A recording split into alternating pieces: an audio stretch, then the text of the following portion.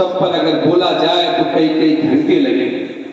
लेकिन आज विशेष दिन इसलिए है कि डॉक्टर अम्बेडकर के जीवन पर तमाम पहलुओं पर तमाम जगह कार्यक्रम हो रहे हैं, विभिन्न पहलुओं पर लोग अपने विचार व्यक्त करेंगे। लेकिन आज डॉक्टर अम्बेडकर के जीवन का सबसे महत्वपूर्ण ये है कि उन्होंने हमारे भारत देश का संविधान बनाया था। संविधान बना करके उन्होंने एक नया कीर्तिमान बनाया था। यूँ तो संविधान बनने के पीछे की बहुत बड़ी घटनाएं हैं, बहुत बड़ी, उसका वर्णन करेंगे तो बड़ा टाइम लगेगा।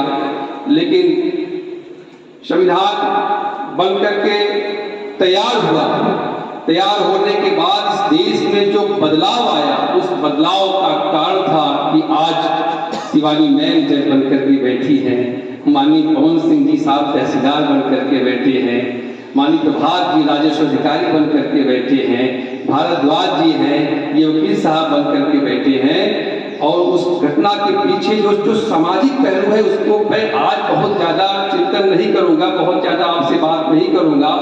लेकिन आपसे हम ये जरूर कहना चाहेंगे, क्योंकि ये स्कूल है, यहाँ विभिन्न जाति धर्म मजहब के बच्चे हैं, हर पंथ संप्रदाय के लोग हैं, तो आप सबके लिए बाबा साहब डॉक्टर अम्बेडकर की महत्ता इसलिए है कि इन्होंने भारत देश का संविधान बनाया था।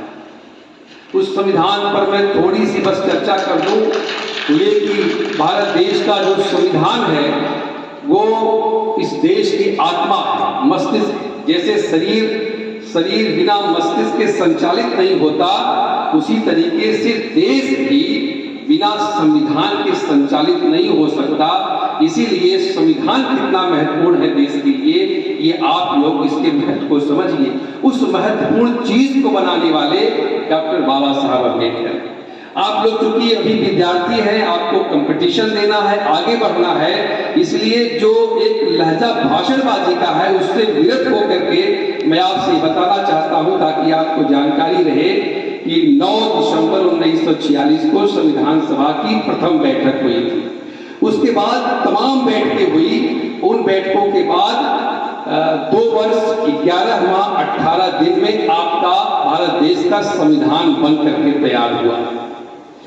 संविधान सभा में कुल 284 मेंबर थे।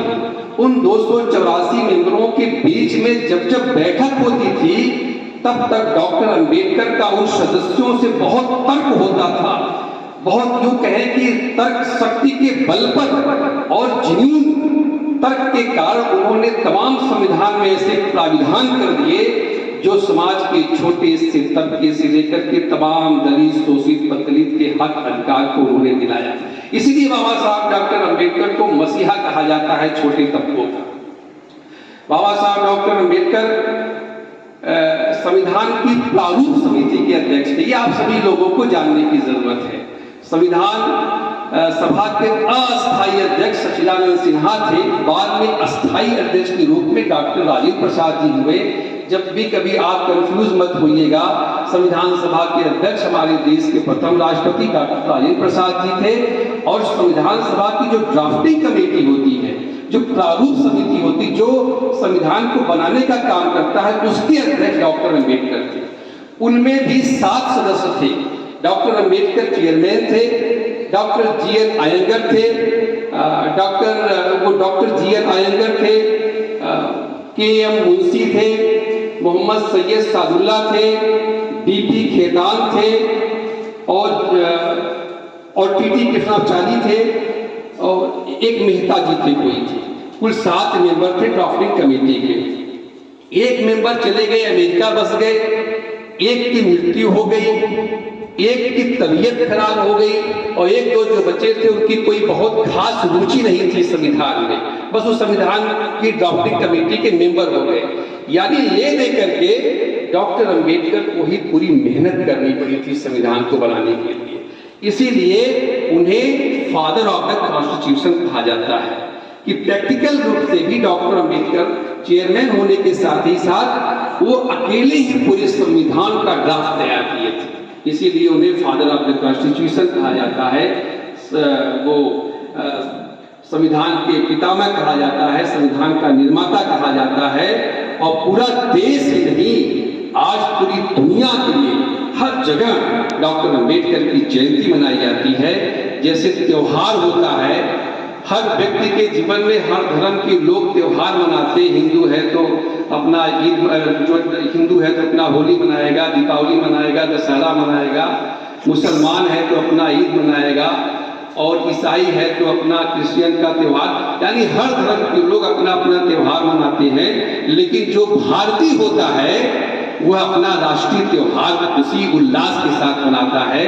तो ये 14 अप्रैल हम सबका राष्ट्रीय त्योहार है, 26 नवंबर हम सबका राष्ट्रीय त्योहार है, 26 जनवरी राष्ट्रीय त्योहार है, 15 अगस्त राष्ट्रीय त्योहार है। ये सभी धर्मों से ऊपर उठ करके हमारा त्योहार है। तो आज हम ये सबका त्योहार है। इस त्योहार को मनाने के लिए, क्योंकि पूरी दुनिया में यह त्योहार मनाया जा रहा है डॉक्टर अंबेडकर के जन्मदिन का, और इस त्योहार को मनाने के लिए आप सबके लिए बहुत गौरव की बात है कि ऐसी महान शख्सियत लोग आप सबके बीच में यहाँ उपस्थित है। इसलिए आप सबकी तरफ से हम अपने आगंतुक लोगों को बहुत बहुत बधाई देते हैं, शुभकामनाएं देते हैं कि आप लोग हमारे यहाँ प्रांगण में आए। संविधान के संबंध में अगर मैं इनकी इजाजत हो, चूंकि ये आज जन्मदिन है, लेकिन आज विधिक साक्षरता शिविर है। इसमें मैन को राइट टू एजुकेशन के बारे में आपको बताना है। मेन आज का कार्यक्रम यही है, लेकिन मैं निष्ठा करते हुए थोड़ा सा मैं ये बताना चाहता हूं कि हमारा भारतीय संविधान क्या है।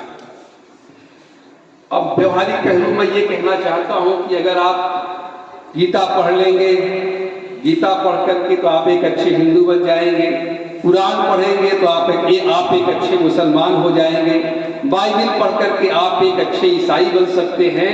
लेकिन अगर आपने भारतीय संविधान को नहीं पढ़ा, भारतीय संविधान को नहीं जाना, तो आप एक अच्छे नागरिक नहीं बन सकते।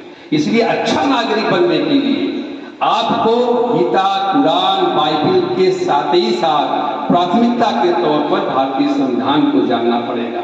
यह हमारा राष्ट्रीय धर्म ग्रंथ है, राष्ट्रीय धर्म ग्रंथ है, यानी सब धर्म ग्रंथों से ऊपर हमारा राष्ट्रीय धर्म ग्रंथ संविधान है। मैं आज इस अवसर पर यह कहना चाहता हूं कि जो मैम है, इनको जो संविधान के द्वारा जो ताकत मिली है, कितनी बड़ी ताकत है, मैं आपसे बताता हूं। अगर आप लोग हिंदू घर के बच्चे हैं तो आप खुद गीता, वेद, पुराण, रामायण पढ़ करके अगर आपका लक्ष्य बहुत बड़ा होगा तो आप अपने घर से कहेंगे कि मम्मी डैडी मुझे बहुत बड़ा हिंदू महात्मा बनना है, बहुत बड़ा हिंदू संत बनना है। तो आप गीता, वेद, पुराण, रामायण पढ़ करके बहुत बड़ा हिंदू संत बन सकते हैं आप लोग। उसी तरीके से जो मुसलमान बच्चे हैं, अगर वो ये लक्ष्य कर ले कि मुझे कुरान पढ़ करके एक बहुत अच्छा मौलवी बनना है, बहुत बड़ा मौलवी बन सकता है, तो आप बहुत बड़े मौलवी बन जाएंगे। जो आप बाइबल पढ़ करके बहुत अच्छे पादरी बन जाएंगे। लेकिन कहीं आप बन करके संत महात्मा बन करके कहीं आप धर्मभ्रष्ट न हो जाए, आप गलत कार्यों पर न चले जाए, तो आप पर लगाम लगाने के लिए आपके धर्म ग्रंथों में कोई उल्लेख ही नहीं है। यानी अगर हिंदू धर्म का कोई संत बड़ा हो गया, अगर वो पदभ्रष्ट हो गया, अय्यास हो गया, निकम्मा हो गया, तो आप उस पर कोई पाबंदी लगा ही नहीं पाते। लेकिन उस पर पाबंदी लगाने वाला उससे भी बड़ा धर्म ग्रंथ भारत का संविधान है, जो उसको पढ़ करके परीक्षा पास कर करके जज बन जाता है, तो वह जज इन संतों महात्माओं